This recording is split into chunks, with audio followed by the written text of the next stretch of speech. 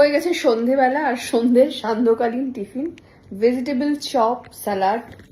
এদিকে তিশাও বসে গেছে, তোর এটা বেশি উঁচু। যাই হোক, তো সবাই মোটামুটি এতক্ষণ গল্প করছিল, পাড়ার সকলেই দেখা করতে এসেছিল, প্রচুর মানুষ দেখা করতে এসেছিল। সে প্রচুর পরিমাণে মিষ্টি খাইয়ে খাইয়ে আমি পাগল হয়ে গেছি।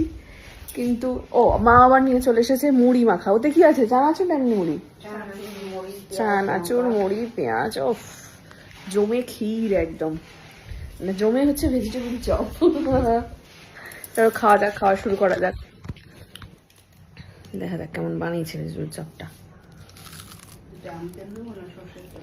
আমতেল লাউ। অটোটা মানে তুমি কার জন্য মাখিয়েছো? সবাই খাবে তো?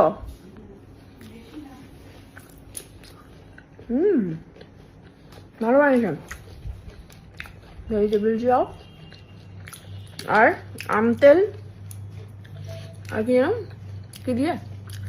আমতেল দিয়ে, আমতেল চানাচুর দিয়ে মুড়ি মাখা, অমৃত। আমতেল দিয়ে মুড়ি মাখা। আসো আসো।